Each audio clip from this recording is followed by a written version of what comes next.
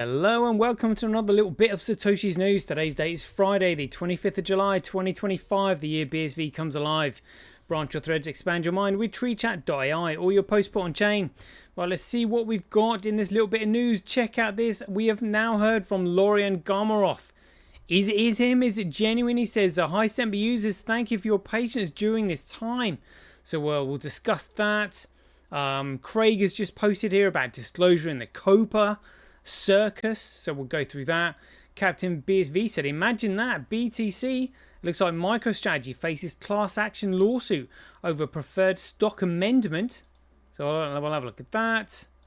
We'll have a look some of the figures here on CoinDarts. We'll just go through them, kind of like combining a bit of a news show with the charts as we usually do. See what's going on with the tether weather. That's the main thing. Yeah, look. Oh, they pumped a bit in today. But also check out this money. The money market cap going up by about 3 million today. That is fantastic for them. Short positions haven't really changed, but the trading volume, look, $16 million on Upbit. Huobi, $14 million. Gate.io, even that's up $3.4 million. Orange X, and then obviously we'll look at the price figures comparatively on DXS app, Orange Gateway, Satoshi Observer, and Live Coin Watch, and then that'll be at the end of the show. Right, let's get into it. Satoshi, like a cowboy in the West, riding on the blockchain that they call the very best. 1 million strong, and transactions flying free. Just wait for the terror node, you'll surely see.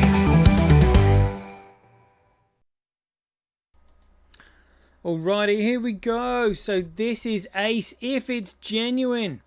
So this is a post from Lorian's X profile. It says, hi Centbee users, thank you for your patience during this time. I'm happy to report that Centbee services will be reactivated again soon. I will be sharing more information shortly. Like, I wonder what on earth was that all about? What on earth is that all about? Has he had his arm twisted behind his back? Are they going to bring in digital ID now or something like that? What is the crack there? I wonder if the deep state are sort of taking him aside and had a word with him. Say, right, you know, KYC and everything on your wallets from now on, blah, blah, blah, blah, blah, or else. Like, who knows? Who knows? But hopefully this is proof of life and that they haven't swapped him for a clone or anything like that. But it will be very interesting to get the story because obviously, you know, his profile went offline, Centbee went offline, Cage's profile went offline. It was just very odd. Still is odd. Let's have a look to see if the Centbee profile, anything there. 1st of July. So it's been 25 days since they went completely offline. Anything on centbee.com? No, even that's been taken down. But any news is better than no news at all. But yeah, we will see what they've got in store. Hopefully they can bring the wallet back to life because that was Centbee is one of the most longest running wallets, you know, without any limitations on it. Literally, you know, send and receive as much as you want, which is rare because obviously with the deep state are trying to twist the arms of everybody in BSV because they know BSV is a genuine Bitcoin.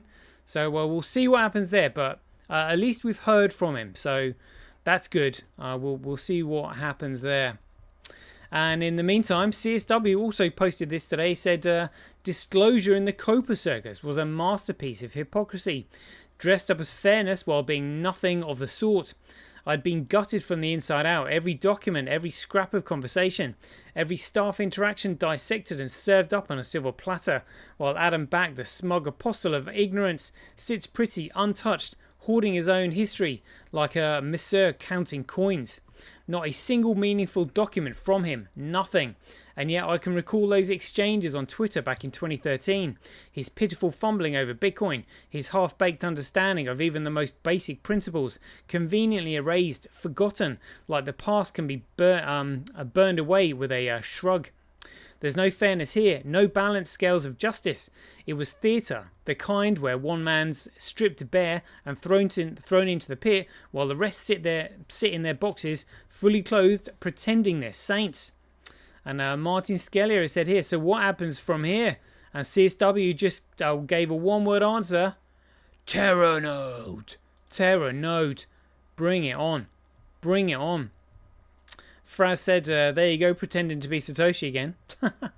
And Gregor said, 2 points. First, try the radical art of literacy before you flap your gums. Comprehension might even suit you. Second, don't pretend, never have, never will. So dust off your delusions, pour yourself a drink and get over it. Absolutely, absolutely. Big Crush said, didn't Miller get all giddy over Adam? Yeah, and we saw it. You know, no allegations of forgery or fraud, let alone any evidence, and yet the judge ruled from the bench, no jury there, plenty of allegations of forgery and fraud, and therefore CSW is a criminal. Well, where's the criminal investigation? That was a civil suit to discuss the identity of Satoshi Nakamoto. There were no allegations of forgery or forgeries or fraud in that suit whatsoever. So the judge is literally making shit up. Honestly, he got royally stitched up, but it just goes to show you how corrupt the system is right now and how desperate they are. You know, when they're willing to risk being that corrupt, is basically what it is. Captain BSV said, imagine that MicroStrategy faces class action lawsuit over preferred stock amendment by investing. Right, so MicroStrategy Incorporated, currently trading at $426 and showing remarkable returns of 148%, just like a Ponzi scheme, over the past year, disclosed Wednesday that a class action lawsuit was filed against the company and its board of directors in the Delaware Court of Chancery on Monday. The suit alleges violations of the Delaware General Corporation Law and claims a breach of fiduciary duty by the board. According to the Investing Pro analysis, MicroStrategy's stock movements have been notably volatile, with the company currently appearing fairly valued based on comprehensive fair value calculations. The plaintiff, David Dodge, is seeking to represent holders of MicroStrategy's common stock. The complaint claims that under Section 242 of the Delaware General Corporation Law, common stockholders were entitled to vote on a certificate of amendment related to the company's 8% Series A perpetual strike preferred stock, trading as STRK, on the Nasdaq Global Select Market. According to the filing, the amendment modified certain terms of the STRK preferred stock, including changes so that the liquidation preference per share approximates its trading price, subject to a floor of $100. The complaint seeks a court order declaring that MicroStrategy violated Section 242, that the board breached its fiduciary duties, and requests the amendment be deemed ineffective. The plaintiff also asked the court to require MicroStrategy to file a certificate of correction invalidating the amendment, and seeks unspecified damages, interest, attorney's fees, and other relief. MicroStrategy stated it cannot predict the outcome of the case or estimate potential losses at this time. This information is based on a press release statement contained in the company's Form 8K filing and the Securities and Exchange Commission. In other recent news, Strategy announced its intention to conduct an initial public offering of 5 million shares of its variable rate series, a perpetual stretch preferred stock, with the proceeds earmarked for general corporate purposes, including Bitcoin acquisition. Well, they'll probably all go to that. Additionally, Strategy has launched a $2.4 billion at-the-market offer of its 10% Series A perpetual Stride preferred stock, planning to execute sales based on trading conditions. MicroStrategy, a notable player in the cryptocurrency space, reported updates on its ATM offers, programs, and Bitcoin holdings, revealing the sale of 797,008 shares of its Class A common stock, generating $330.9 million in net proceeds. In another development, TD, that's TSX TD, Cohen raised its price for strategy to $680 from $590, maintaining a buy rating, citing the company's position as the largest corporate holder of Bitcoin. I said that's what they're basing it on. This comes as crypto-linked stocks saw a rise after President Donald Trump signed a bill regulating stablecoins, marking a significant regulatory step for the cryptocurrency industry. These developments indicated a series of strategic moves by Strategy and its affiliates in the financial markets. And again, it's just based on its Gridcoin holdings. Well, if they actually knew what the Gridcoin holdings were worth like I do, they'd give them a value of absolute zero. Absolute zero. It's pure speculation. That is not a buy rating. I mean, what we're seeing here literally is what happened in the 2008 financial crisis in the Big Short. Literally, people saying, oh, that's never going to happen. You're crazy. You don't know what you're talking about. It's never happened before. The housing market is steady as a rock, solid as safe as houses, as they say. And yet, look what happened. They're tearing it down, just like they do everything, just like they did to the postmasters and the Royal Mail in the UK. Postmasters being above the police, the most trusted people in society, and they got screwed over by the horizon, and nobody went to jail for that, even though they were literally manipulating the figures from the Fuji headquarters in Bracknell. I mean, how could anybody have not known that they were doing that? Absolutely outrageous. The Moody's rating agencies and all, they were just simply paid to give them the investment ratings that they wanted so they could sell them. Otherwise, they'd go to another ratings agencies. So again, it's all literally bribery and corruption. But that's what happens when the world runs on securities fraud. It's all fraud. Right. On that note, let's have a quick look at the figures then. So we've got Gridcoin 116,561, Bcrash 539, Fisher Price Cash, who cares? Bitcoin $28.76 top left. And for any newbies wondering why we call it Gridcoin, well, this is the reason. Because Gridcoin was actually created on the 24th of August 2017 with the SegWit fork, block number 481824. But instead of being classified as an altcoin, which it should have been, it took with it the market ticker symbol of BTC. However, what it couldn't take with it was the #1 legacy address that stays on the original protocol that has now just simply got the ticker symbol BSV. So you can see they had to implement replay protection to stop transactions flowing back onto the main chain. And again, they had to do the same with Bcrash. Bcrash couldn't take the #1 legacy address with it again because that's a fork. But yeah, the original protocol and genuine Bitcoin still intact today, with the chain of signatures going right the way back to the Genesis block and using the #1 legacy address and nothing else. Has just simply now got the ticker symbol BSV. Bring it on. So we got to hash rate. Oh, going up a little bit. That's normally 0.04, but it's now 0.05. Network nodes 0.17, going up a little bit. Transactions 41.09. Let's have a look at this across the entire market. 10.2% of the entire market, representing 354,548. But look at this. This is fourth on the entire market cap here. Ethereum's first, XRP second, Gridcoin third, and BSV in fourth. And yet it's buried down in market cap outside the 100. Literally, the figures just don't add up at all. So 354,000 transactions. Yeah, 356,000 transactions, 672 over 24 hours. All right. Block sizes, look at the last 30 blocks coming through. Nothing to write home about, but we've got a 16 megabyte block there. So 16 plus 10 plus 7. There's probably more data in those 3 blocks than there is in the entire column over on Gridcoin, who can't get all of their blocks over a megabyte. Bcrash, no blocks over a megabyte, and Fisher Price Cash can't get all their blocks over a kilobyte, let alone anywhere near a megabyte. Currently 65,000 times cheaper to transact on Bitcoin than Gridcoin, mining Bitcoin at a 68.3% comparable loss. 7.1% more profitable to mine on Fisher Price Cash over Gridcoin. 1.6% more profitable to mine on Bcrash over Gridcoin. Let's have a look at the politics in the pie charts just quickly.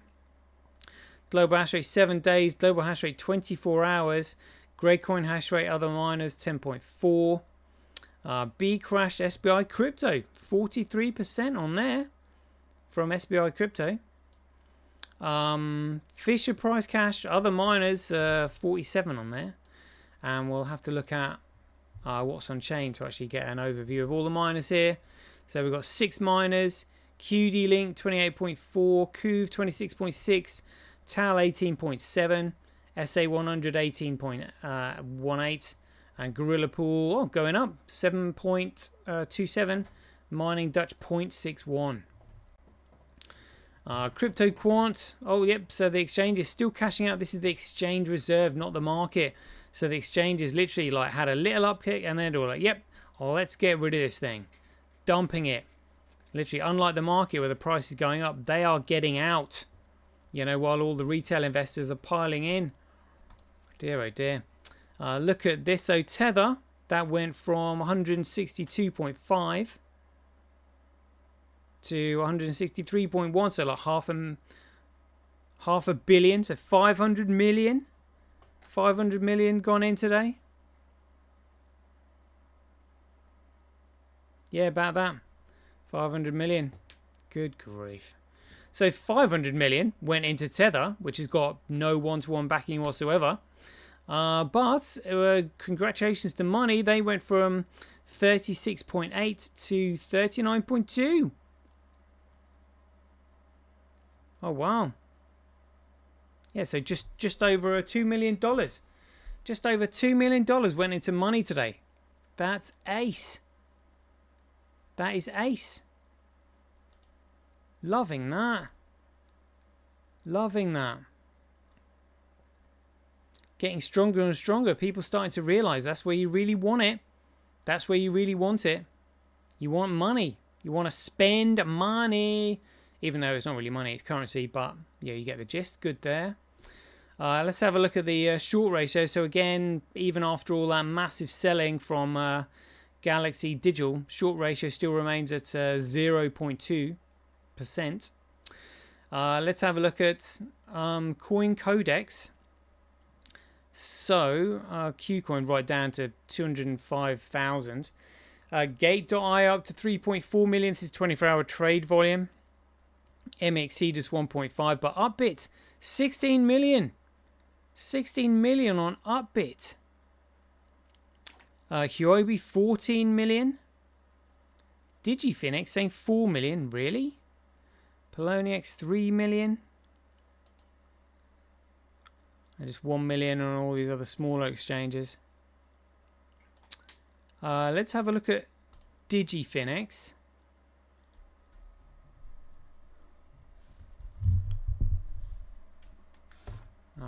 Market.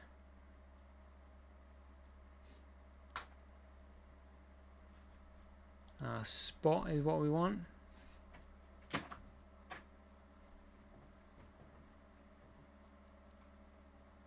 We want to search here.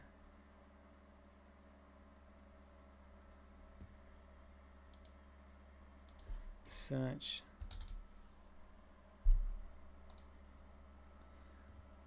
Beautiful. Yeah, 4 million. 4.1 million 24-hour trade volume on Digifinix. Interesting. Alright, I'll just put that in the rest of my charts there, so we can always come back to it.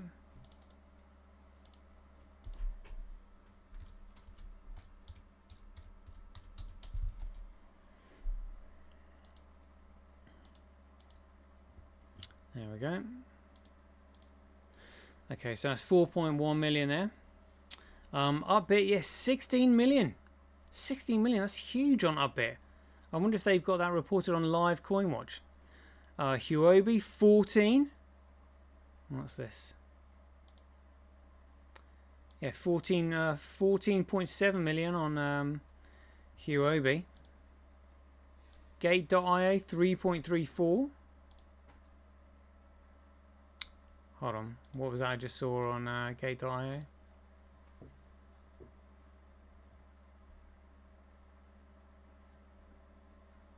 thought I saw. Oh, okay.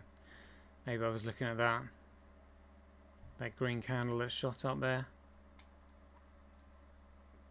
Look at that. Alright then, so Bitcoin versus Gregcoin here. Let's see what's going on. So this must be for July 24th. So alright, there we go. So 1st of July. Still doing alright. That's Bitcoin versus Gregcoin. Let's have a look at US dollar value. 1 hour.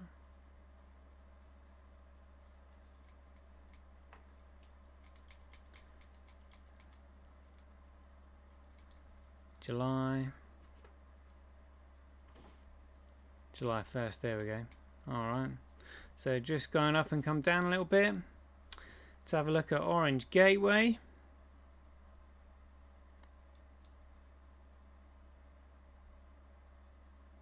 There we go. Since July 1st. Still doing alright. Bitcoin versus Gregcoin. Alright.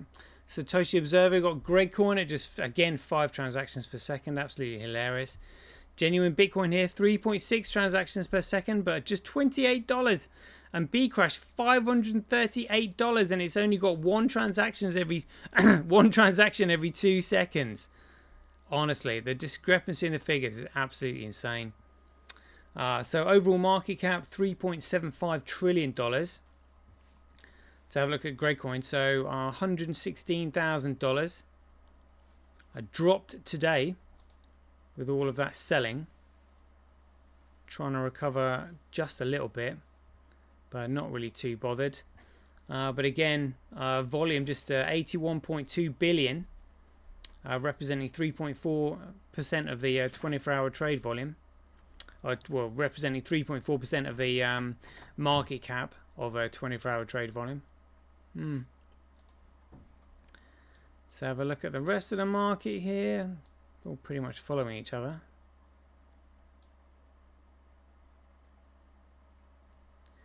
Where is Bitcoin?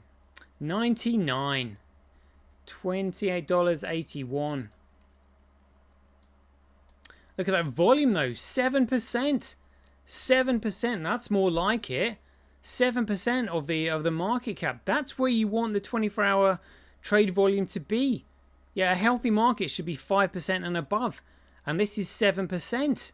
Whereas like Gregcoin there was just 3%. This is 7. That's much better. Much better. Yeah, look at that. Nice recovery there from the 1st of July. Breakdown, so volume. So really Upbit should be on there, but they're saying Huobi's first, CoinDCX second, Gate.io third. Don't think so. CoinEX, then MEXC Global. I'm not sure if I agree with those figures. Liquidity though, it hit BTC apparently in the lead. Changely Pro, XGo Exchange, Bitmart, Zedixion. I don't know where they get these figures. Oh, Upbit features on their liquidity, but that's ranked 1, 2, 3, 4, 5, 6, 7, 8, 9, 10, 11th. 11th, what, with a $16 million 24-hour trade volume? Something doesn't seem right there. But, you know, the entire market is corrupt. Right, there we go. That's a 23-minute show. Just giving people a little bit of an update there. A little bit of a little bit more news. So Kelly Schweller countdown. It's the 25th of July. We've got 55 days left until the countdown finishes. Hit that subscribe button. You're not going to want to miss all the shenanigans that happens between now and then. It's going to be epic. So until then, be aware, take care, stay safe out there, and we'll see you tuned into the next one. 2 years ago, you got SegWit, which we lied and cheated and stealed, and I was part of the lying and cheating and stealing to get SegWit, to get Lightning, which, by the way, had critical vulnerabilities and lost people's money. The king still has one more move.